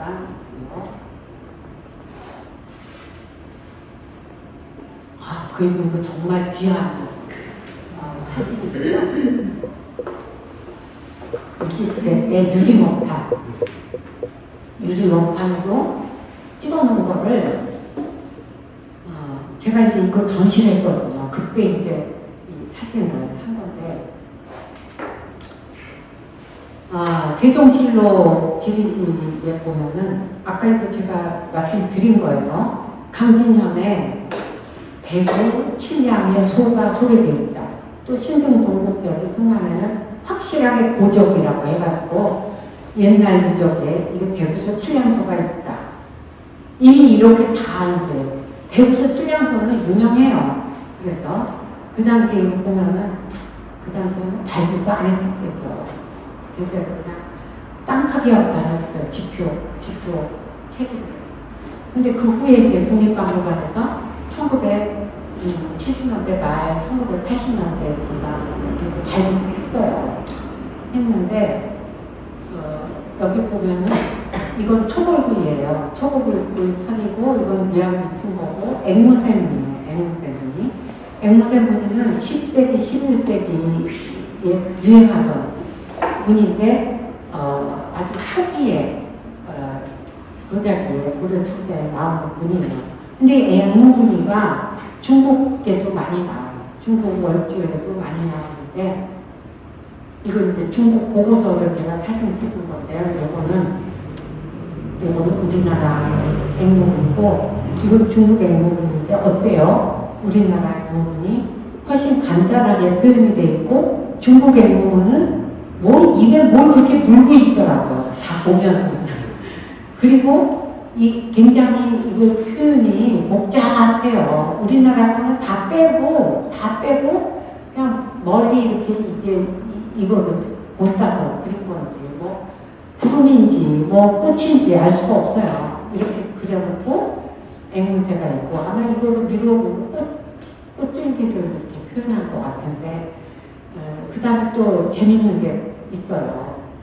그러니까 이거 중국 거는 이제 쌍앵무무늬도 여기 무슨 이게 뭐야, 이거 뭐가 이렇게 장식이 있고, 앵무새 표현이 우리나라는 조금 거칠게, 좀 소략하게 표현이 돼 있죠. 그리고 이거 가지고 제가 논문 한 편을 썼어요. 너무 흥분해가지고. 이게 당진이라는 명문이 원주 사령부 부지에서 출동하고 있어요. 당정. 근데 전라남도 강진군 대구면 사당리에 당전마을이 있어요. 한자도 똑같아요. 근데 이 이게 왜 여기서 이 명분이 나왔고 그 양쪽에 무슨 교류가 있었던 거를 암시하는 저는 하나 증거 자료라고 생각을 해요. 그래서 우리나라에서 그 저쪽으로 중국으로 장인들이 뭐 루민이 돼서 갔든가 아니면은 중국 사람이 뭐 여기 강진에 왔다 갔든가 뭐 하여튼 무슨 교류가 있었던 거예요. 더 이상의 증거 자료는 못 찾겠더라고요. 그래서 여러 가지 위축을 하고 소개를 제가 했는데요. 그 다음에 왕실청자를 제가 빨리 보여드릴게요. 장룡, 인공 장룡 1129년 사진으로 되어있는 여기서 일괄품이에요. 이 책이고 여기 금속으로 이렇게 있고 이것도 금속이고요. 여기 청자, 젓가락이 있고 이렇게 나왔어요. 합이 있고 병 여기 일괄품으로 해서 그리고 그 꽃접시 같은 것도 나왔다고는 하는데 그거는 조금 믿기가 좀 그런 것 같아가지고 뺐는데요. 그래서 어떤 사람은 빼고 그거를 인정 막는 수소품이라고 하기도 하고 또 전이라는 말을 붙이기도 하고 사람에 따라 학자들에 따라서 그거는 조금 그렇게 바뀌는 그런 용어이고요. 확실한 건 이렇게. 그리고 이런 참여 형태의 청자병이 중국 같은 시대에도 병덕진 백자가 그때는 중국에서 백자 위주로 갈 때예요. 제작을 백자 위주로 가요. 남성시기로 가면은 북송에서 이제 점점 월주가 망하면서 용춘녀가 부상을 하면서 남성시기에도 용천녀가 아주 활발하게 청자를 만들지만 병덕진녀가 또 막 부상을 해서 백자를 대량 생산해요. 그러니까 중국 사람들도 이렇게 하얀 백자가 나온다는 거예요. 흥분을 한 거예요. 왜냐? 이 하얀 백자에는 알록달록하게 색깔을 칠해서 장식을 할 수가 있습니다. 제가 이제 앞으로 보여드릴 거예요. 그러니까 이 백자를 중국 사람들이 선호하게 된 이유가 있어요. 우리나라 강진에서 나온 거, 이거 아까 보여드렸죠. 그러니까 중국,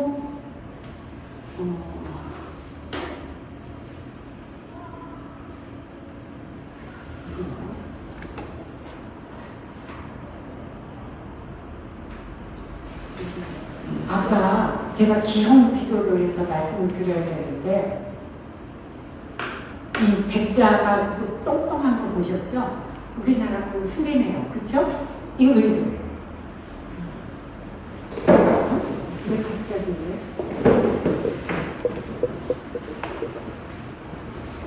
나는 거두지 않았는데. 아니, 제가 이거 어떻게 없애죠?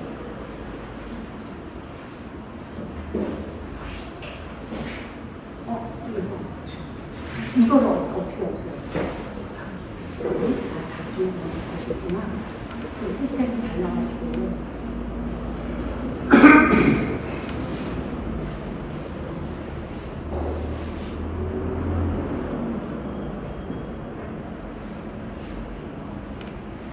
이건 통통하잖아요. 통통한데 우리나라 거는 승행하면서도 좀 소담스러워요. 그러니까 중국 거하고 이런 기형의 차이가 있는 거예요. 중국은 참외를 치면 요즘 달지가 않을 것 같아요. 그리고 이렇게 보시면 유사한 거를 강진에서 만들었고요. 그리고 얘는 이것도 향로인데 위에 짝이 없더라고요. 향로 여기를 보면요. 윗부분이 이렇게 생겼어요. 이거 뭐가 생각나세요? 용의 아래턱. 이빨이잖아요. 이빨. 용의 이빨이고 향로도 이게 뚫리지는 않았어요. 여기 막혀 있잖아요. 막혀 있으니까 이건 그냥 장식이에요. 장식. 그러니까 연판 형태로 조각을 했고 용의 장식을 들어가서 이것도 왕이나 이런 분들과 관련된 정각에서 향을 피우던 그릇이었다. 그렇게 생각을 하는데요. 이런 연판문이라도 강진 사당님과하고 부안 유천이라도 달라요. 강진 사당님은 제 느낌에는 좀 관청용인 것 같고, 여기는 같은 관청용이라도 굉장히 화려한 칼하고 아시아나 차이가 여기는 좀 화려해요. 유철문. 그리고 무늬가 부드럽고 유려하게 흘러가고, 여기는 뭔가 좀 공무원같이 좀 딱딱한 느낌이 들고, 아니 부드럽긴 해요. 중국학과하고 비교하면 부드럽긴 한데 강진하고 이 부안을 비교하면 그런 차이가 있어요. 그리고 같은 향로, 아주 향로의 기본적인 형태입니다. 기본적인 형태인데 또 강진 사당리에서 수습한 파편을 보면은 롱의 무늬가 있어요. 이게 발톱이 4개예요, 4개. 그러니까 왕이 무슨 큰 의식에는 5개짜리 있고, 4개, 아마 뭐 어떤 분은 3개짜리는 뭐 왕비 아니냐 그러시는데,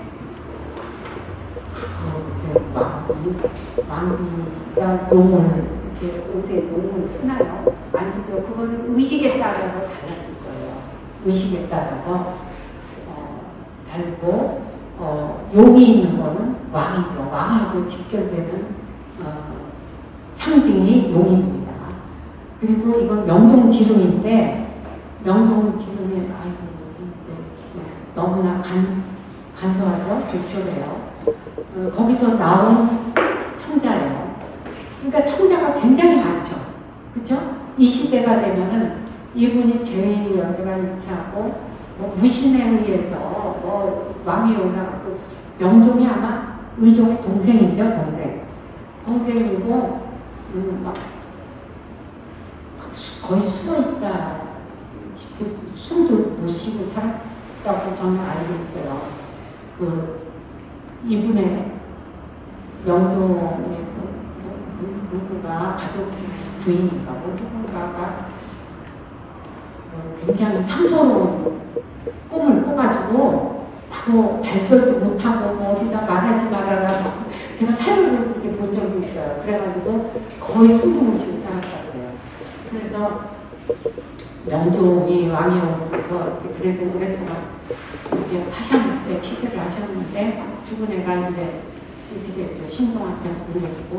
여기 보면은 굉장히 이런 거는 그 시대를 대변해주는 도자기 상감청자 형식인데, 이런 것들은 조금 시기가 오래된 것 같은 느낌이 들어요. 이런 것들.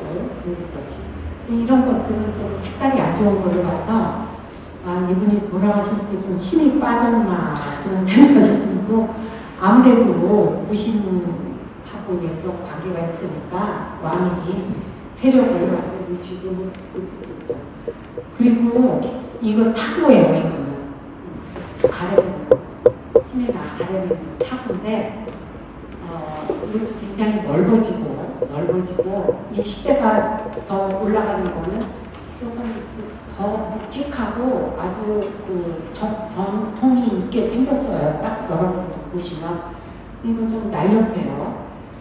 그리고 명종님 지름 속도분에 이거 상감 무늬가 있는 거 5군데 있으면은 이게 12세기 돌아가실 때쯤 되는 그때의 시기에, 이게 아주 전성기 때에 문신들이 집권하던 시기의 것이 아니라, 요거는 굉장히 양식화된 분이고요. 이런 것도 유리같이 투명하죠. 그리고 여의도 무늬가 이렇게 나오는 것도 이미 양식화된, 이제 고려청자가 조금 쇠퇴기로 들어가는 그런 시기. 그러니까 13세기로 넘어가도 옛날에 정성기의 양식을 그대로 어느 정도 갖고는 있어요, 이것도. 그런데 도식화되는 거죠. 외부의 무늬가 어떻게 돼요? 상단은 딱딱 구획이 돼요. 구획이 돼서 도안화된 부드럽게 그냥 이런 흘러가는 넝굴 무늬가 아니라 일률적으로 획일화된 도안화된 무늬가 이렇게 장식되죠. 여기도 획일화된 여의도 무늬가 나오는데, 이 여유 부분이 고령화 망할 때까지 이제 애용되는 그냥 소재예요. 그리고 이렇게 5군데 나오고, 그리고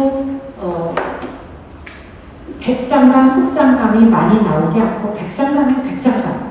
그냥 한 가지로 많이 나와요. 아까도 보셨지만 백상감, 흑상감 하기가 굉장히 노력이 많이 들잖아요. 그래서 한 가지나 이렇게 나오고요. 그 다음에 희종의 성문인데 이분은 1204년, 그래서 1211년이에요. 돌아가신 애는 더 후에요. 한참 20년 이상 지나서 돌아가셨어요.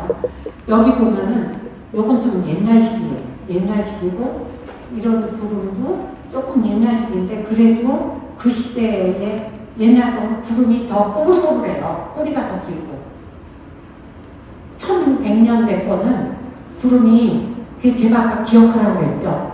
구름의 모양이 더 뽀글뽀글하고 꼬리가 길어요. 이거는 한 번, 두 번, 세 번 꺾였잖아요. 그거는 S자로 여러 번 꺾여요. 그런 차이가 있고, 그 다음에 퇴화무늬가 나와요. 퇴화무늬가 이제 파고 막 이렇게 흑상감, 저기 흑상감, 백상감 하기가 힘드니까 태토 위에다가 유약을 입히기 전에 백토와 흑토를 그냥 점을 찍어서 이렇게 무늬를 나타내는 거죠. 그리고 페인팅 본격적으로 하기도 하고, 이거는 이제 상감무늬고요. 이거는 고식의 그런 구름무늬고요.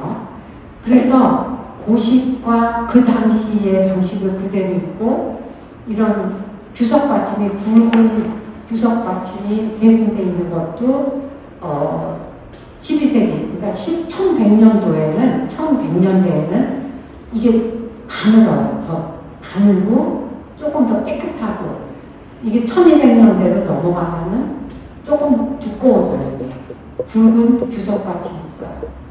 그러니까 잘 이거를 구별을 해야 돼요. 요거는 옛날 도시 방식으로. 이거 보세요. 꼬리가. 이거 이렇게 SS로 가는 거하고 이거하고 어때요? 이게 꺾임이 더 딱딱하죠? 이렇게 딱 비교를 해보시면 이거 다 이제 머릿속에 있어야 돼요. 그래야지 물건을 딱 보면 이게 어느 시대쯤이다라는 거를 이렇게 알 수가 있는 거예요. 이거는 굉장히 화려한 1100년대에 흑상감과 백상감이 어우러지고 또 여유가 많아요. 여기. 네? 여유가 많아요. 여백이 많아요. 이제 시대가 내려가서 보시면 빽빽하게 들어찹니다. 보니까. 그런데 이렇게 시종, 부안 유천리에서 나온 거는 이렇게 그냥 와서 그리기가 조금 귀찮아진 것 같은 느낌이 드는 이런 거고, 여기에 이렇게 잔물이 붙어 있는 거는 옆에 가만히서 부을 때 옆에 붙이게 뭘 이렇게 붙었던가 아니면 가만히서 뭐가 떨어져 내렸던가, 그래서 납품할 수가 없는 그런 거죠. 그리고 기와가 이제 국립박물관에 있는데 4단계에서도 이게 출토가 됐어요. 기와가 보면은 이게 누서 면나, 그러니까 이 두각에 하는데 서쪽에 남쪽 면, 서쪽 누각인가? 누서면인가? 서면의 남, 또 서쪽 누각, 남쪽, 이런 명문들이 있어요. 그래서 이거를 기와를 그냥 만든 게 아니라 다 표시를 했어요. 어디다 이 기와가 얹어야 될지. 그런 게 있고요. 그 다음에 부안에서 출토된 부안이거든요. 상감청자도 이렇게 특이한 무늬가 있어요.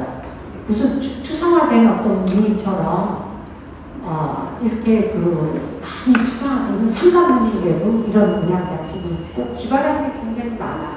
부안에는 창의적이고 이런 괴석하고 이런 학하고 이런 괴석 파초문 이런 것도 있어요. 이건 서랍에서 많이 볼 수 있는 거 아니에요? 이런 것도 있고, 부안 출토 보면 화려한 게 굉장히 많습니다. 흑백상감이 있고, 백자는 또 화려한 백자를 많이 만들었어요. 부안은 이렇게 흑상감이 있고, 백자니까 백상감이 없다라고 생각하는 백상감을 또 했더라고요. 어떤 거. 백자에. 그러니까 그 무슨 중노동인지 모르겠어요. 백자에 백상감을 하고, 이런 거는 백상감을 했어요. 백자에 백상감을 하고, 학상감도 하고, 아주 공을 많이 들였어요. 백자에. 그렇게 해서 구안에서 많이 썼습니다. 그 다음에 이제 최항이 누구냐면요. 최충원, 최시정권 아시죠? 최충원이가 만든 최시정권에서 최우, 최항 해서 무신정권이 60년 동안 이어지잖아요. 굉장한 거죠, 이게. 근데 이때에 이제, 이 최충원의 손자 최항이, 이 사람 최항이 1257년에 죽는데 이 사람 무덤에서 그때 이 동체, 진사체 주자가 이렇게 화려하게 보였어요. 그러니까 여기가 공자가 연꽃 줄기를 타고 있는 모습이에요. 이게 삼성미술관 리움에 소장되어 있는데 여기가 뚜껑이에요. 근데 이 동체, 옛날에 진사체라고 했어요. 청자 진사체 주자라고 하는 책도 많아요. 이 진사체는, 동체는 이제 구리 성분이 들어가서 산화염 번져시키는 거예요. 그러니까 청자는 한온염을 시켜야 되는데 이거를 또 산화염으로 이렇게 발색이 되고 있으니까 동이 들어간 성분을 한온염 시키기가 굉장히 힘들어요. 그리고 산화염을 시키면 어떻게 돼요? 이게 녹색으로 그대로 되니까 반드시 한온염을 잘 시켜야죠. 그러니까 청자는 어차피 한온염 소송을 해야 되는데 이 동을 이렇게 문신 집권 시기에는 붉은색이나 모자를 별로 만들지도 않았어요. 이게 붉은색으로 막 치장을 하니까 좀 문신들은 이것을 점잖다고 생각지 않았을 수도 있어요. 그래서 이상하게 무신에 난 이후에 이 동체가 많아요. 그러니까 요즘에 나온 책은 동체라고 되어 있어요. 옛날 책은 진사체라고 되어 있고. 그래서 같은 말입니다. 그래서 진사체로 이렇게 장식을 했어요. 이건 보면은 음각을 하고 상감을 일부 했어요. 상감을 일부 이렇게 점을 찍어서 상감을 하고 퇴화도 하고 진사체를 했어요. 어마어마하게 공명이 들어간 겁니다. 그러니까 이 세력가라는 것을 알 수가 있어요. 세력이 집중됐기 때문에 이렇게 만들어서 이 무덤 강화도에 있어요. 강화도로 무신 정권이 다 도망갔잖아요. 몽골만 피해가지고. 그래서 강화도에 가가지고 마음 그냥 뭐 다 찌그러진 청자 쓰는데 자기네들이 그 화려한 청자를 강진 부안에서 만들어가지고 날라다 공간에다가 쓰는 거예요. 그리고 이거를 이제 보시면 형태의 변화를 보세요.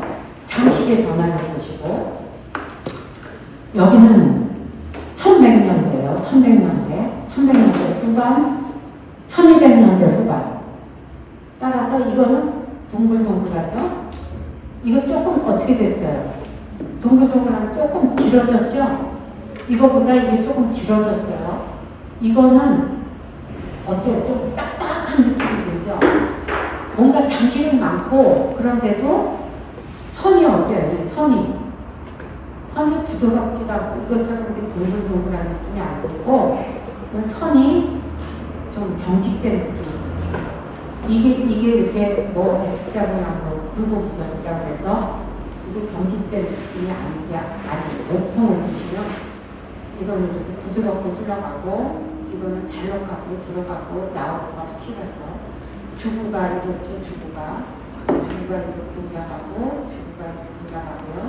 그 다음에 여기 무늬를 보면은 포도 동작물인데 이게 포도 송이만 진사체를 찍었어요. 이거는 온통 진사로 장식을 했죠. 이렇게 만들기가 쉽지가 않아요. 진사체 기술이 특별해야 된답니다. 저는 뭐 진사체 청자를 만들어 본 적이 없기 때문에 잘 모르겠는데 만드시는 분들이 그래요. 이거 만들기가 굉장히 힘들다고. 그러니까 이 시기에 무인정권 시기에 온갖 토사를 누리면서 살았다는 걸 알 수 있고, 그 다음에 아까 제가 황혼청자 얘기했죠. 이 깨진 청자지만 박물관 전시실에 아주 중요한 인물로서 전시를 하고 있는데요. 여기 이렇게 20기가 되면은 13세기 후반이 되면은 이렇게 능화형 창을 만들어요. 도자기에. 그리고 거기 주된 무늬를 그리고 여백에 당초문으로 장식을 했어요. 그런데 이 나무 밑에서 어떤 분이 보고 원숭이라고 하시더라고요. 근데 원숭이인지 하는 동물이 뭘 받치고 있어요. 손으로 이렇게 받치고. 아까 부사도 뭐 천으로 받치고 있는 모습이었잖아요. 근데 이거를 가만히 보시면 노란 부분이 있죠? 노란 부분이 금을 이겨서 접착대로 붙인 거예요. 이렇게 접착대로 붙인 것도 있고, 어떤 박물관 대접에 보면은 무늬의 윤곽선을 따라서 얇게 음각을 한 테두리, 얇게 음각을 했어요. 그건 뭐냐면은 금사를 얇게 해서 붙이 박은 거예요. 감입을 한 거예요. 상감하듯이. 근데 그 금사가 떨어져 나갔죠. 누가 뭐 뺐는지 모르겠지만 떨어져 나간 게, 그래서 금사가 감입돼 있던 자기가 윤곽선이 이렇게 불빛에 비춰서 얇게 있어요. 그렇게 감입을 하는 경우도 있고, 이렇게 무슨 접착제 같은 걸로 이렇게 붙이는 경우도 있어요. 요거는 금이 남아있는 경우예요. 금이 남아있는 경우. 조인규의 조진 시무서라는 거를 보면은 이 화공작에 대한 얘기가 많이 나오고, 그 충렬한 때에, 여기 제가 다 썼어요. 이렇게 말로 하는 거 이렇게 쓰는 게 좋은 것 같아서, 고려사에 보면 충렬할 때 원나라 중서성에서 정사 항아리를 놓고 있는데, 탐나 총관부가 있다가 그게 탐나 안무사로 바뀌어요. 탐나 총관부에서 이게 제주에 총관부에서 제주로 자기네들이 원나라가 좀 통치해보자 했는데, 나중에 좀 격화돼가지고 안무사를 보냈는데, 이 안무사가 자기 원나라에 갔다가 돌아오는 길에 중서성에 이 문서를 가지고 와가지고 중서성에서 청사 오공명을 원한다. 그러니까 너희 만들어서 빨리 보내라. 그 얘기를 하는 거예요. 그러니까 청사하기를 요구했다. 그런 내용이 나오는 거죠. 그러니까 중국에서 계속 원나라 때 착취를 많이 당했지만 고려 청사를 또 많이 요구를 했어요. 그 다음에 이제 원나라 공주를 우리가 이제 마음으로 맞아들었는데, 공민왕후가 죽어요. 죽어가지고 1365년도에 죽었는데, 왜 그러면 1365 죽은 해부터 1374년은 공민왕이 죽으네요. 근데 왜 독대장 공주를 엄청 애꼈다고 보잖아요. 공민왕이 좋아했는데 죽으니까 그거를 애도해가지고 정릉이라는 능을 만들고 국민왕 비를 노국대장 공주에 능행을 해요. 능행을 하면서 제사를 지내는 거예요. 그게 나와요, 사료. 근데 이걸 보면은 이게 연꽃인지 뭔지 모르겠어요. 연당초, 모란당초가 대표적인 건데요. 이렇게 꽃이 도안화돼요. 도안화되고 네 군데 이렇게 배치가 되면서 넝풀이 어때요? 다 잘리죠. 넝풀이 길게 넝풀이 이어지는 게 아니라 딱딱 잘려서 그냥 공중에 흩날리는 식으로 표현이 돼요. 이게 이제 쇠퇴구이 들어간 거고, 요게 영상문이에요. 영상문을 사선으로 이렇게 만들고, 여기 무슨 이런 부분을 또 장식을 하고, 그냥 내가 몇 개예요.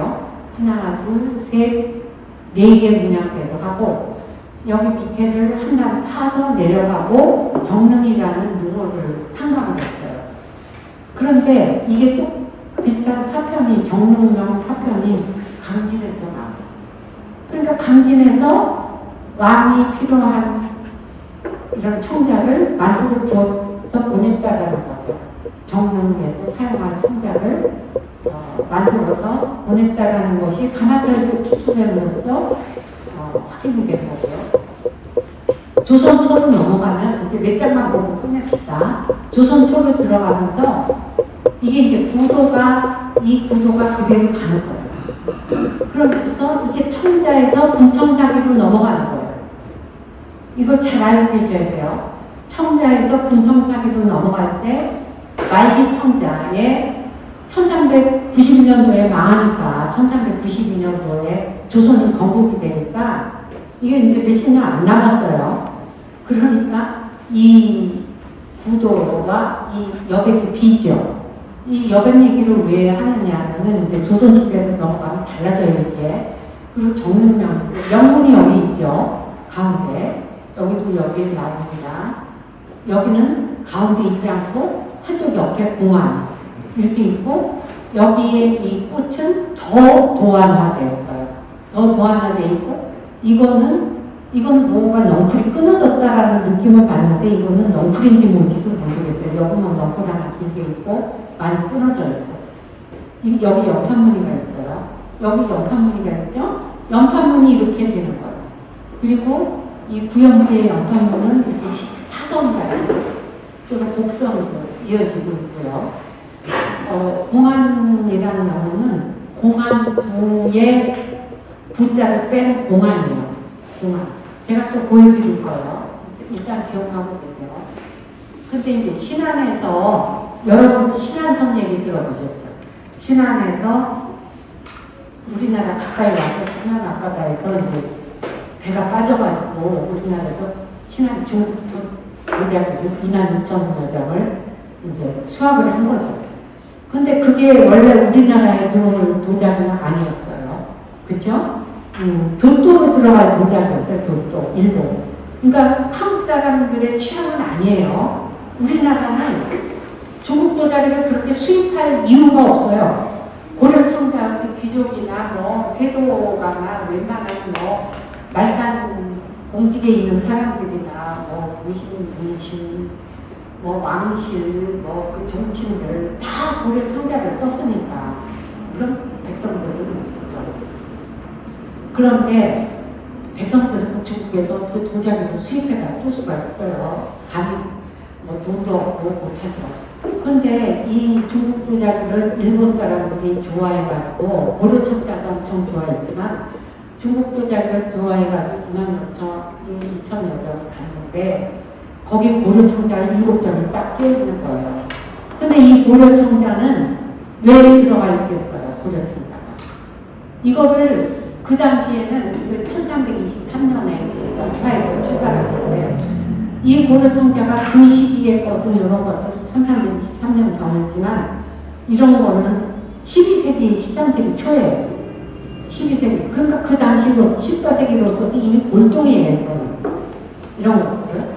그러니까 고려청자도 몇 점 가지고 간 거예요. 그걸 어떻게 짐작할 수 있느냐면 여기에 신안해저에서 목패가 이제 내가 이 물건의 주인이다 목패를 다 걸어요. 근데 그 주인 이름 중에 일본의 그 사찰 이름도 있고 남자 이름도 있고 스님 이름들이 그렇게 많고 거기 이제 물주 이름들이 그렇게 있어요. 그래가지고 날짜도 있고 그러니까 고려 사람하고는 아무 관계가 없는 거예요. 그 사람들이 고려 청자를 좋아하는 거예요.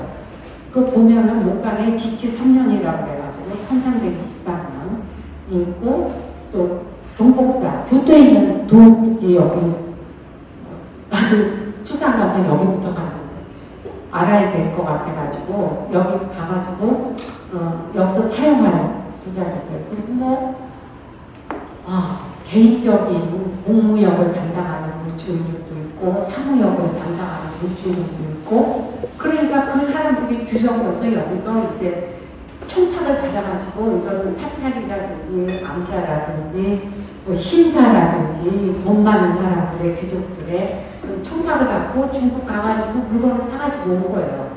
제가 그 직급 이름도 다 알았었는데 지금 많이 잊어버렸는데 그리고 이거 이제 그 당시에 일본에서는 우리 이런 청자가 안 쓰는데 일본은 이런 도자기를 어쩌다 한국경 만드는 거예요.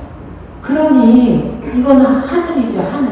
자기네들이 이런 식으로 이렇게 우리 처음에 연유 만들 때도 이렇지 않았어요. 170대 연유를 만들 때도 이거는 막 여기 좀 탔죠. 산화되고 유약을 이거 어디까지 입히는 여기 조금 유약을 흘리다 말았어요. 그래서 여기서부터 그냥 줄줄줄 흘러내리고 그러니까 유약을 만드는 기술 불 온도를 맞추는 기술 또 텍토에 구슬물이 그렇게 많아요. 텍토를 정상화하는 기술 다 기술이 없었던 거예요.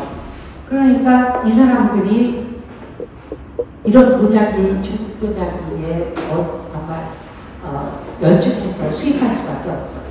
그 다음에 이제 일본 도자기에 우리나라의 도자기가 미친 영향 이거를 그냥 조금 제가 알려드리려고 하는데요. 이거 고려청자 장이죠. 상합청자 너무 예쁜 장인데 이 사람들이 이렇게 모방돼요. 모방이고 꼬꾸라져요. 합이 개념 없이 이렇게 쭉쭉 쳐져가지고 만들고 국화도 우리는 이렇게 좀 예쁘게 이렇게 만드는데 이걸 찍어요. 그냥 찍어가지고 이거 막 찍는 거예요. 도장으로 막 찍어요. 막 우리는 손으로 하나하나 상담한 거잖아요. 이 사람들은 찍어가지고 본인 그것도 뭐 찍었나봐요. 대충 제가 이 용어를 자세히 보지 못했어요. 막 그래가지고 땅을 뜯어가지고 막 이상한 하계 모양이 많이 나와요. 그리고 이 모양도 우리나라는 조금 이렇게 배가 부르잖아요. 여기는 쭉 떨어져요. 쭉 떨어지고 여기 각이 딱딱 지고 이런 유약의 차이도 있죠. 이거는 한 17세기에 만들어요. 이 사람들이. 그런데 이거 만든 사람도 우리나라에서 간 장인들이에요. 그리고 그 장인들에서 교육을 받아요. 일본 장인들. 1600년대 일본에서는 자기네 가만해서 장인들 다 내쫓아요. 추방을 해버려요. 왜냐면 한국에서 그때 인지네라는 하면서 이렇게 하면서 다 장인들 끌고 갔잖아요. 그리고 그 부산요 1930년대 부산요를 만들어서 그 인지네랑 끝나고 나서 우리나라에 자꾸 사신이 와가지고 무역을 하자. 계속 그래가지고 마지못해서 부산 동래구에다가 외관을 설치하면서 그때 무역을 하잖아요. 그때의 끌고 간 사기 장인들이 일본에서 만들기 시작하면서 또 이상평이라는 사람은 일본에서 백토를 발견하잖아요. 광맥을. 그러니까 뭐 어느 후에 써야 되는지 그 모르는 거예요. 색도자를 보셨잖아요. 그런 거에다가 유약 개발하는 것도 모르지, 불 조절하는 것도 모르지, 가막 구조도 엉망이지. 그러니까 그 다음에 우리나라 장인들이 들어와서 가막 구조도 만들고 그래서 이제 일본에서 이거하고 천지 차이죠. 일본에서 우리나라 도자기를 청각청자, 일반 청자를 그렇게 선호했고, 그 다음에 12세기에 이런 화려한 은하물가 고려 말이 되면은 이렇게 형편없이 바뀌어요. 어때요? 이 힘이 들어가 있던 게 쭉 쳐지죠. 그리고 주둥이 부분 보세요. 납작한 접시 모양이었다 어떻게 돼요? 해버려져요. 형태가 다 이제 바뀌는 거예요. 그리고 여기는 살짝 저수가 이렇게 내려가는데 여기는 길어지면서 잘록하게 들어가죠. 색깔부터 다 형상을 쓰죠. 그리고 구슬물이 많이 붙어 있어요. 근데 이런 고려 말에 이런 강진에서 만드는 이런 형태가 조선으로 가서 금성사이다에서 이렇게 바뀌는 거예요. 그래서 이제 내일은 제가 조선시대 금성사들을 말씀을 드리겠습니다. 속사포로 했죠.